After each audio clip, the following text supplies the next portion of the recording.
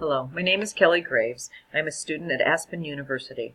The following PowerPoint presentation's purpose is to explain how I planned, developed, and implemented a community health project here in my own community in Catalina, Arizona. The objectives of this PowerPoint presentation are to 1. Describe the process of planning a community education project, developing a community education project, and implementing that same community education project. 2 is to provide explanation of how the outcomes were achieved. And lastly, to describe the purpose of evaluating the accomplishment of the set goals. Educating the community, planning again. So the first thing I needed to do was plan the event. I needed to determine what my issue for this education project was going to be. How I determined the choice of my project was I reviewed the Healthy People 2020 list of health issues. I knew I wanted to work with a vulnerable population, and so within reading that list, I found a topic that interested me, and that is the household food insecurities. So I chose issue NWS-13, which is Reduce Household Food Insecurity, and in doing so, reduce hunger. The next thing I needed to plan out was the location of the presentation. I wanted to encompass the right population of people that would gain from my presentation. So with research, I found the appropriate location of the presentation that would reach the most adults that have children living in the household. And those 3 spots were the food bank, the local community center, and the local schools. As I continued to plan my project, I researched the impact of the core determinants of health on food insecure youth. And I found the 3 with the most impact being education or lack thereof, employment or lack thereof, and poverty. I needed to identify the prevalence of food insecurity in households with the youth. 23% of Catalina's youth live in food insecure homes, 28% in homes headed by a single mother. And I also needed to identify consequences of food insecurity in the youth population. Just to mention a few, emotional disturbances, behavioral problems, delayed and stunted academic and social skills. Again, just to name a few of the consequences. The next step of my project is to develop the action plan.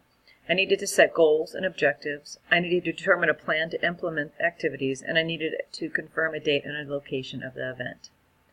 I wanted to maximize the use of emergency food sources in our community. I also wanted to see an increase of employment opportunities for the parents in these food insecure households. For determining a plan, I needed to remove the barriers. That was the plan, and somehow remove barriers that were preventing access to healthy foods, and also to provide resources for training and educational opportunities for these household parents.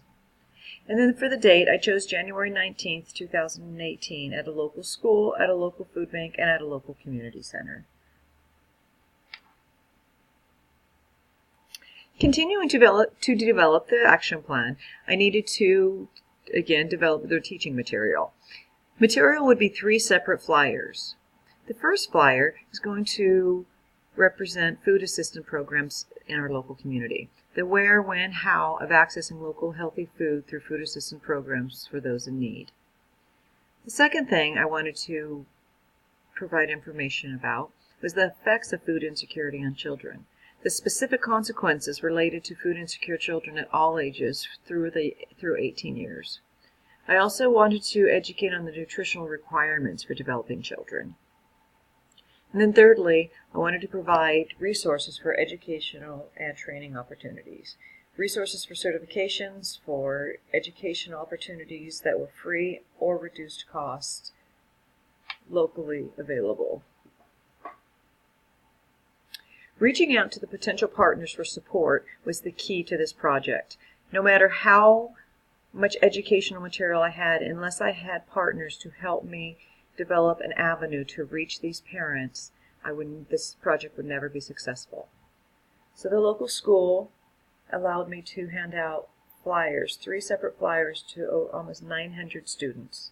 The food bank, I handed out multiple, and I had face-to-face with many of their clientele. And then the community center, many parents and children are in and out of the community center for support, for activities, etc. I had an opportunity again to hand out flyers, to have face-to-face, to educate some of these parents, and again to provide resources. All three sites, again, provided exposure to poverty-stricken, food-insecure adults that were supporting youth in their households. Again, the local school. It was a local elementary school accessed to send educational flyers home to the parents.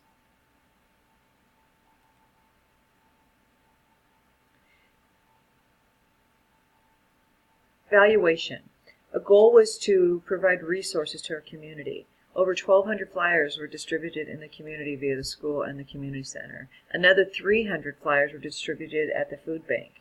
I spoke with 32 community members at the food bank and while at the community center, and of course working with the staff at the school itself. Hundreds and hundreds of parents in poverty-stricken households were reached.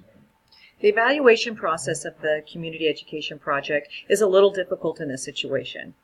I feel successful with 1,500 educational flyers being distributed in the community with educational resources for emergency food, nutritional facts, and educational and training opportunities. I feel as though it was a success in exposing food-insecure homes with resources to decrease hunger in households with children. Now, follow-up tool, it'll be sent out in the exact same sites. Follow-up tool surveys will be sent out in 30 days to assess any access that my project prompted. It will be dependent on returned follow-up surveys to accurately evaluate effectiveness of the community education project. The success of my evaluation, again, will depend upon community participation.